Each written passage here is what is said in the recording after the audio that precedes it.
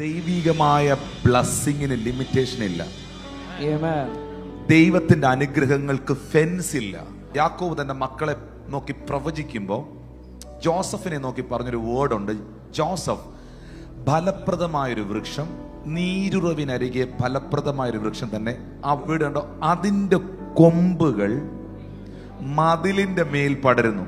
വേറെ തന്റെ ഒറ്റ പുത്രന്മാരോടും ഇങ്ങനൊരു കാര്യം പറഞ്ഞില്ല. നീ ആകുന്ന കൊമ്പ് മതിലിന്റെ മേളിലൂടെ പടരുമെന്ന്. ഈ ഒരു ദൂത് ജോസഫിന്റെ മേളിൽ അപ്പൻ റിലീസ് ചെയ്യുമ്പോൾ ഇതിനകത്ത് എന്തെങ്കിലും കാരണങ്ങളുണ്ടോ? നിങ്ങൾക്കറിയാം, യാക്കോബിന്റെ മക്കളുമാർക്ക് ആർക്കും ഇല്ലാത്ത മതിലുകളായിരുന്നു ജോസഫിന്റെ മുമ്പിൽ ശത്രു തീർത്തത്. സഹോദരന്മാർ തനിക്കൊരു മതിലായിരുന്നു.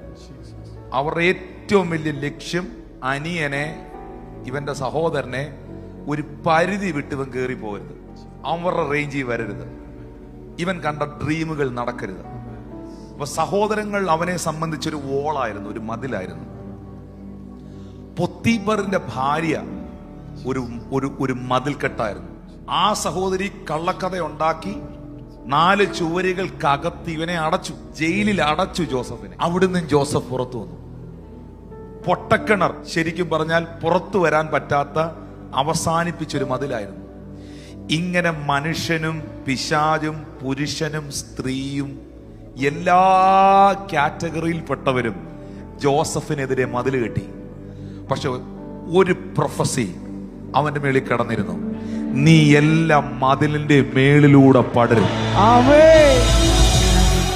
സാഹചര്യങ്ങൾ എത്ര പ്രതികൂലമാണെങ്കിലും സാഹചര്യങ്ങളല്ല ജയിക്കുന്ന, വാഗ്ദത്തമായിരിക്കും ജയിക്കുന്നത്. സാഹചര്യങ്ങൾ എത്ര എതിരാണെങ്കിലും, എത്ര പരിമിതികൾ നിങ്ങളുടെ മുമ്പിൽ ഉണ്ടെങ്കിലും, you are going to see the victory, the great victory in this year 2026 in the name of Jesus Christ.